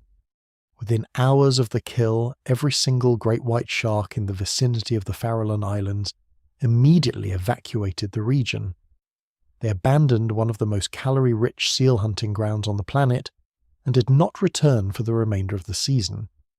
More recently, marine biologists monitoring the Neptune Islands off the coast of South Australia, another historical stronghold for massive great white sharks, have begun documenting the exact same terrifying sequence of events. When transient killer whale pods migrate into the waters surrounding the Neptune Islands, the highly established resident populations of great white sharks instantly vanish, triggering massive disruptions in the local ecotourism industry and marine food web. Reports of surgically altered shark carcasses washing ashore, missing only their squalene-rich livers, have begun to emerge from various distinct global coordinates, from the coasts of South America to the shores of Mexico. The global proliferation of this highly specific hunting strategy presents the scientific community with two terrifying evolutionary hypotheses. The first is the theory of convergent cultural evolution. This suggests that entirely disparate, genetically isolated populations of transient killer whales across the globe are independently discovering the exact same biological vulnerabilities of the great white shark. Driven by similar ecological pressures and possessing the same immense cognitive processing power, different pods in different oceans are simultaneously realizing that the great white shark is not an invincible opponent, but rather a highly exploitable, squalene-filled biological resource. The second, arguably more alarming hypothesis, involves the macro-level transoceanic transfer of predatory knowledge. Transient killer whales are the ultimate oceanic nomads. They do not adhere to strict, localized territorial boundaries. They travel thousands of miles across deep, open ocean basins, constantly interacting with, vocalizing to, and observing other transient pods along their migratory routes. Given the highly communicative nature of cetacean society, and the immense distances over which low-frequency acoustic signals can travel through the deep sound channel of the ocean, the exchange of highly valuable, tactical hunting information between distant, unrelated pods is a mathematically viable, albeit deeply unsettling possibility. Whether through independent convergent discovery or the active global networking of shared intelligence, the ultimate conclusion remains the same. The great white shark is an evolutionarily stagnant creature. Its physical design and instinctual programming achieved absolute perfection millions of years ago, but it lacks the cognitive flexibility to adapt to rapid, dynamic threats. It is currently fighting a biological war against a dynamically evolving, highly networked super predator. The killer whale is essentially operating on an open-source intelligence platform. The lethal knowledge of the shark's anatomical weaknesses, the physics of tonic immobility, and the biochemical supremacy of the elasmo branch liver is no longer a hidden secret of the deep. It is actively being downloaded, practiced, and perfected by the most intelligent predator in the marine environment. The oceanic throne has not merely been temporarily usurped. The fundamental rules of survival in the global ocean have been permanently rewritten by the sheer power of social learning and cultural transmission. While the surgical execution of a 2,000-kilogram apex predator is a biological spectacle of terrifying proportions, the physical death of an individual great white shark represents only the microscopic epicenter of a much larger ecological catastrophe. The true magnitude of the killer whale's dominance is not measured by the number of carcasses washing ashore on the beaches of the Western Cape. Rather, it is measured by the sheer volume of empty ocean left in their wake. To fully comprehend how the localized hunting behavior of a few specialized marine mammals can single-handedly trigger the collapse of an entire regional marine hierarchy, we must shift our analytical framework from the biomechanics of predation to the highly complex, invisible realm of behavioral ecology. We must explore a profoundly powerful biological concept known scientifically as the landscape of fear. In classical ecological models, predators regulate prey populations directly through mortality. They eat them, thereby reducing their numbers. However, modern behavioral ecology recognizes that the mere psychological presence of a supreme predator exerts a force that is infinitely more disruptive than direct consumption. The landscape of fear dictates that prey animals will fundamentally alter their daily routines, abandon highly productive foraging grounds, and completely rewrite their migratory algorithms solely to avoid intersecting with a lethal threat. For millions of years, the great white shark was the undisputed architect of this landscape. Its mere silhouette patrolling the murky depths of False Bay dictated the movement, feeding patterns and stress levels of over 60,000 Cape fur seals. The shark was the harbinger of fear, completely immune to its effects. But the sudden arrival of the killer whale violently inverted this ancient dynamic. In an evolutionary blink of an eye, the ocean's ultimate predator was violently thrust into the unfamiliar and terrifying psychological role of the prey. The paradox of the great white shark's mass exodus from South Africa lies in the economic calculus of survival. As an endothermic elasmo branch operating in freezing waters, a great white shark is an absolute slave to its caloric requirements. The dense seal colonies of False Bay and Gansby offer the highest concentration of bioavailable fat anywhere in the ocean. For a shark to deliberately abandon this inexhaustible food source, to swim away from millions of available calories and banish itself to the barren, nutrient-poor expanses of the deep pelagic ocean, the biological imperative to flee must be overwhelmingly powerful. It must completely override the fundamental hardwired instinct to feed. But a critical logistical question arises. How does an entire population of solitary non-vocal sharks coordinate a synchronized mass evacuation? The ocean is vast, and the killer whales are few. A great white shark patrolling the northern sector of False Bay cannot see or hear a killer whale executing a surgical strike on another shark 10 miles to the south. Sharks do not possess the vocal capacity to broadcast acoustic warning calls to their conspecifics. Yet, the acoustic telemetry data definitively prove that when a single great white shark was killed by Port and Starboard, dozens of other tagged sharks in the extended vicinity immediately aborted their hunting patterns and fled the bay simultaneously. The mechanism driving this instantaneous synchronized panic is entirely invisible, travelling silently through the water column. The great white sharks are reacting to an invisible topography of terror, mediated exclusively by highly complex chemical alarm signals. To understand this invisible communication network, we must re-examine the great white shark's most powerful sensory apparatus, its olfactory system. While popular culture heavily emphasizes the shark's ability to smell a single drop of blood diluted in millions of gallons of seawater, this incredibly tuned chemosensory network evolved for far more than merely tracking wounded prey. The shark's snout contains two massive olfactory cavities called nares. Inside these cavities lie the olfactory rosettes, intricate structures composed of densely packed tissue folds known as lamellae. As water continuously flows over these lamellae, millions of hypersensitive chemoreceptor cells analyze the molecular composition of the ocean in real time. The olfactory bulb, the region of the brain dedicated to processing these chemical signals, is astronomically enlarged in the great white shark, occupying a massive percentage of its total cranial volume. The shark does not merely smell the ocean, it reads it like a highly detailed biochemical map. And within this biochemical vocabulary exists a highly specific, universally recognized molecular signature of absolute doom. In the field of chemical ecology, these molecules are known as semiochemicals, specifically classified as necromones or alarm substances. The phenomenon of chemical alarm signaling, originally termed Schreckstoff by pioneering ethologist Carl von Frisch, has been well documented in small teleost fish. When a small prey fish is bitten and its skin is mechanically ruptured by a predator, specialized epidermal cells burst open, releasing a specific chemical into the water.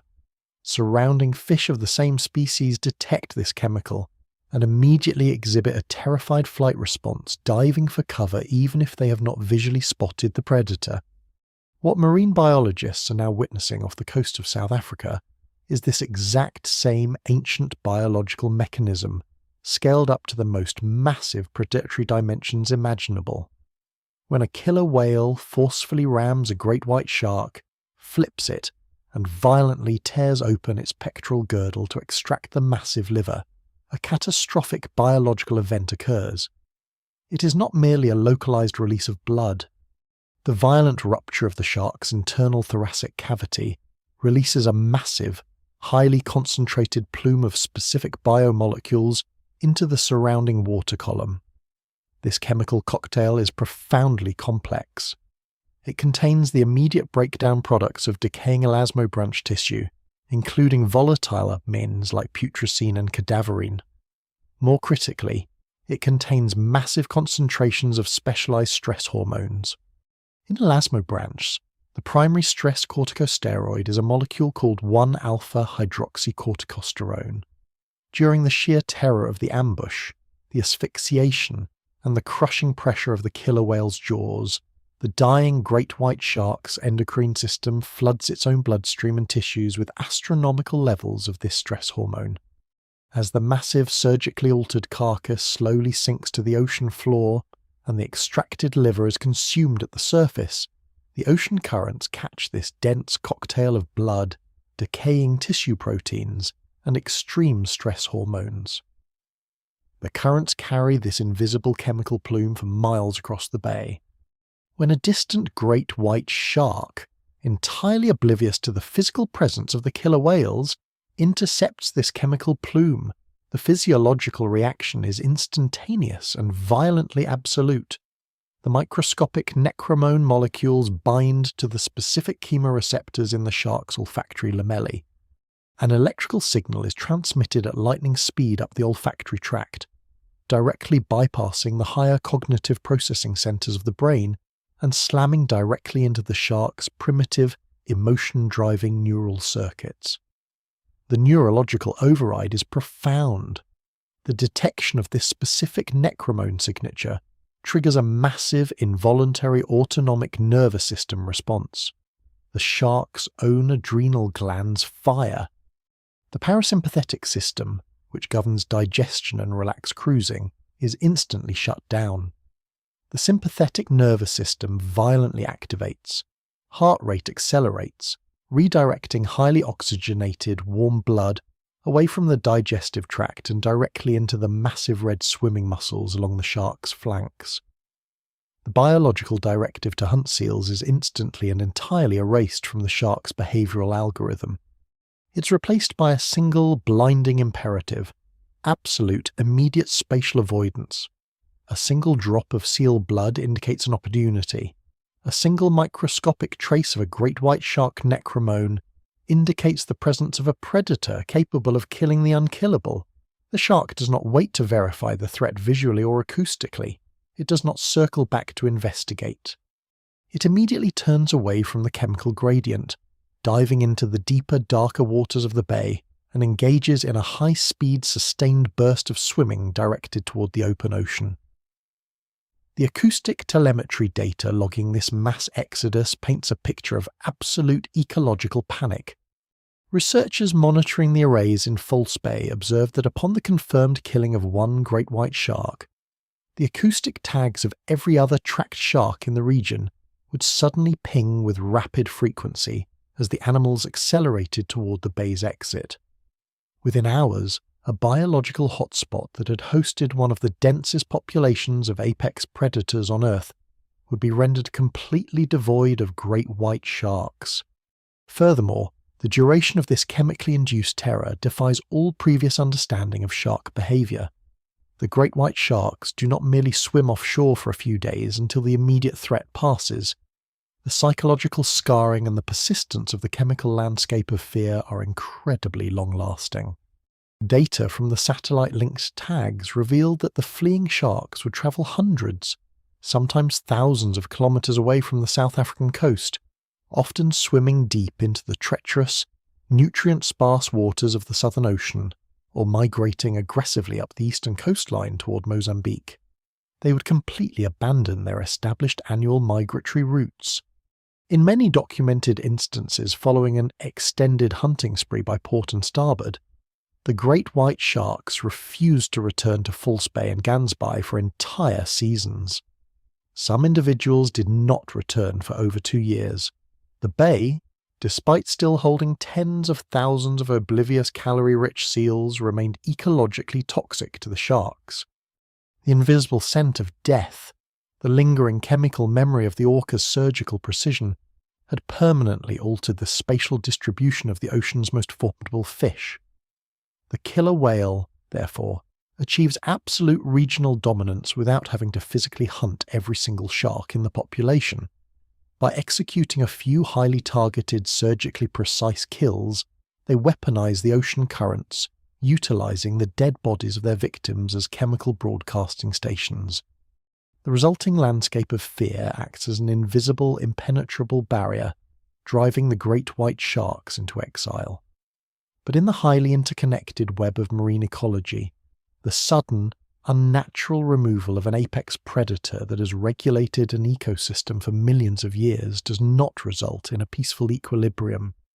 It triggers a violent, chaotic unraveling of the entire biological architecture, a devastating ecological domino effect that fundamentally alters the destiny of every single organism left behind in the bay. The sudden, chemically induced mass exodus of the great white shark from the coastal waters of South Africa does not merely result in a quiet ocean. It initiates a violent, systemic destabilization of the entire marine architecture. In the complex, hyperconnected mathematical equation of a marine ecosystem, The removal of the apex predator is the biological equivalent of pulling the foundational keystone from a massive load-bearing archway.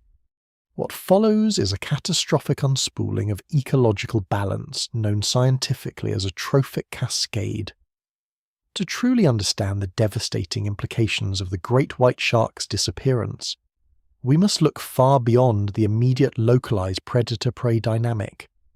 We must examine the top-down regulatory power that an apex predator exerts over the entire biological hierarchy. For millions of years, the great white shark was the ultimate undisputed governor of the South African coastline. Its presence dictated the population density, the spatial distribution, the foraging behavior, and even the reproductive success of every single subordinate species operating beneath it in the food web.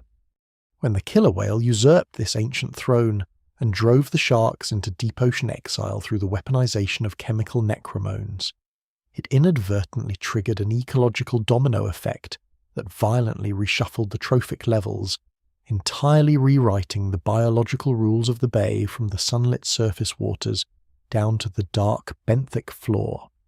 The immediate, most visually striking consequence of this trophic cascade manifested on the jagged granite shores of Seal Island in False Bay and Geyser Rock in Gansby.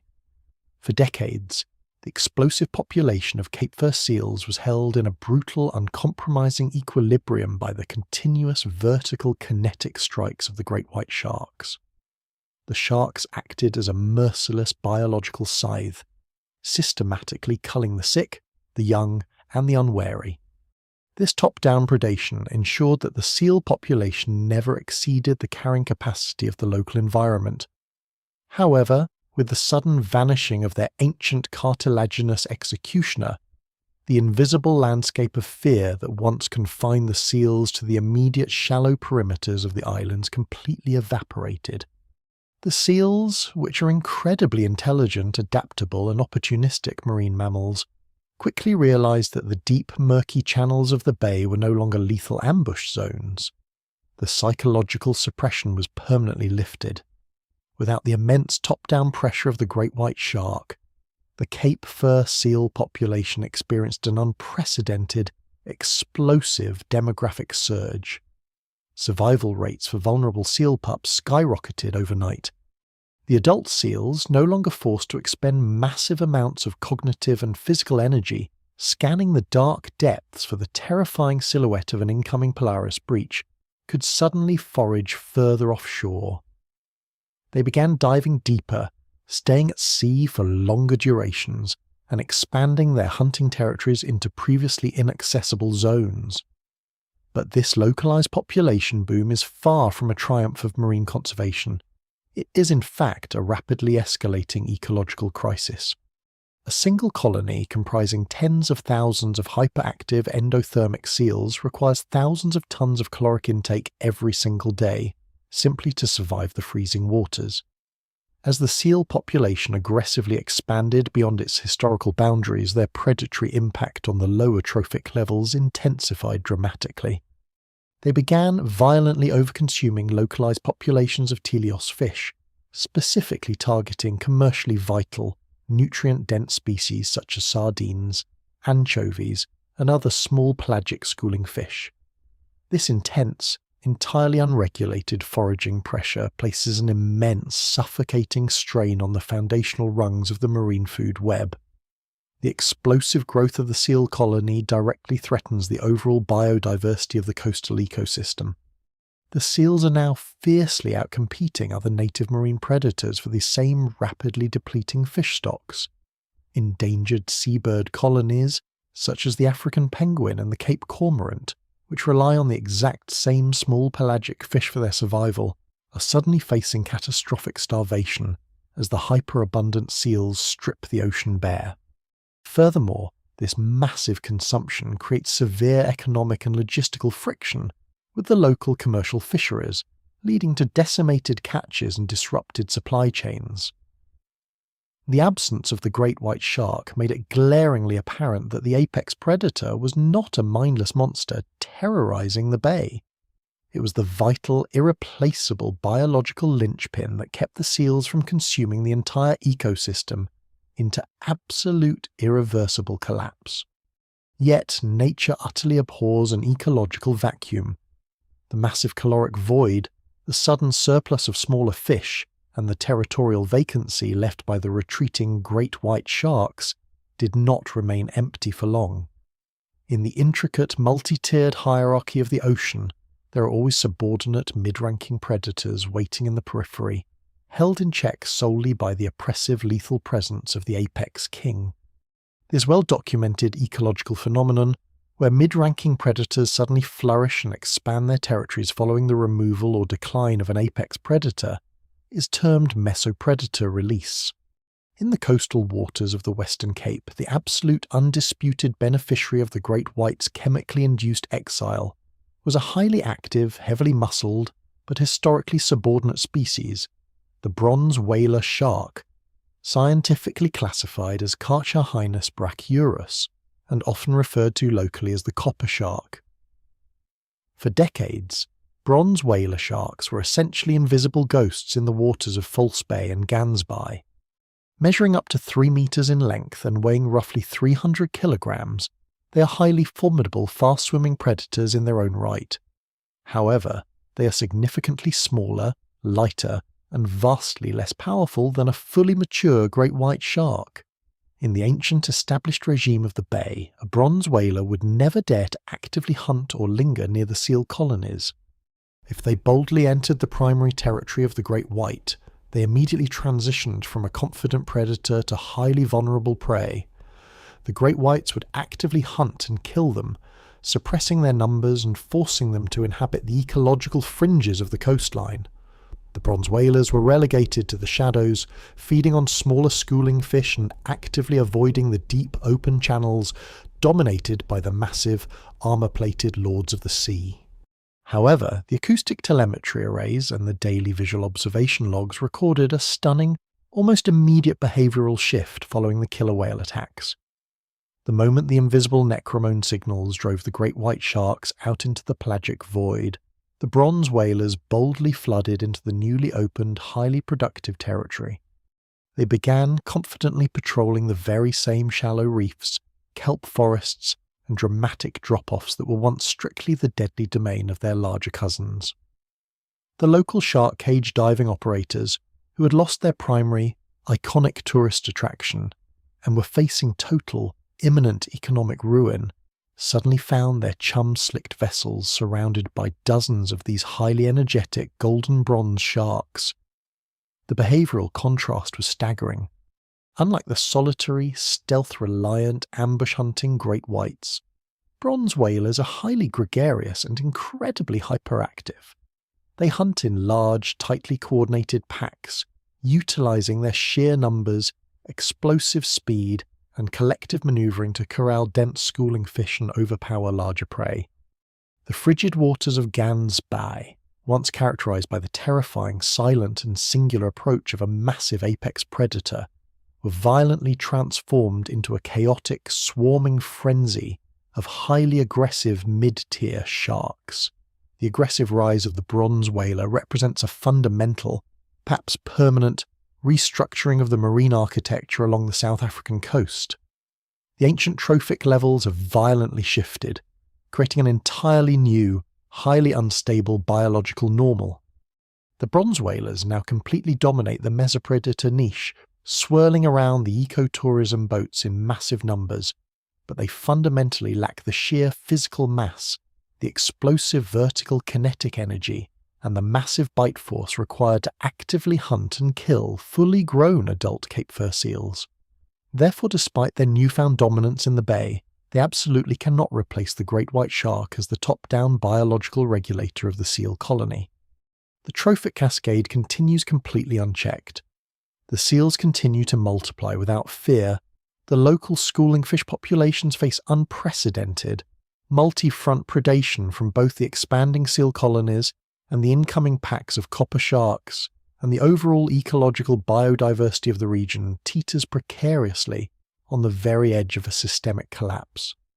This cascading devastation perfectly encapsulates the profound, terrifying reach of the killer whale's cultural intelligence. By strategically targeting and assassinating a handful of great white sharks, exclusively for their squalene-rich livers, Port, Starboard, and their observing peers did not just kill a few large fish.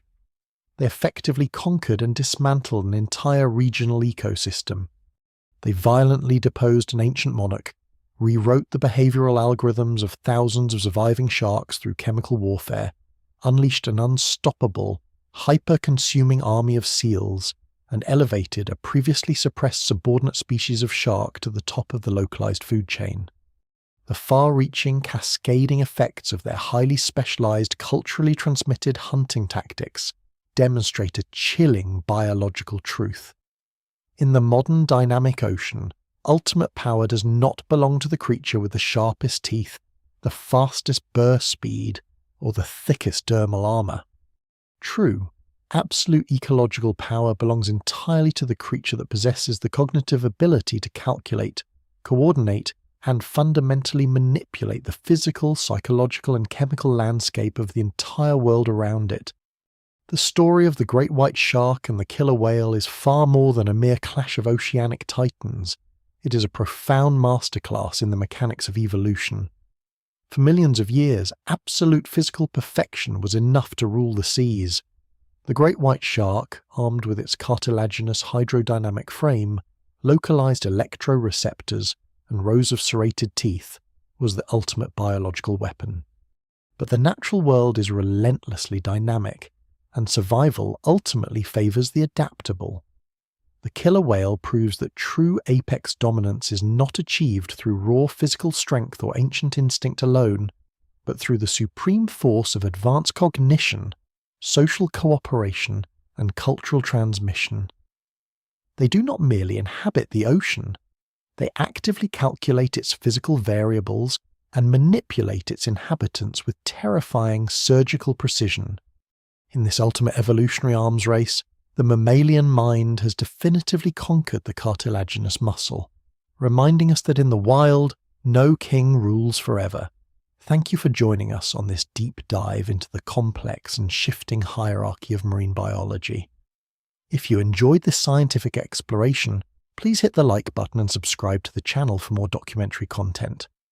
We are incredibly curious about our global audience, so please leave a comment below telling us exactly where you are located and what time it is as you watch this video. Until next time, stay curious and keep exploring the extraordinary wonders of our natural world.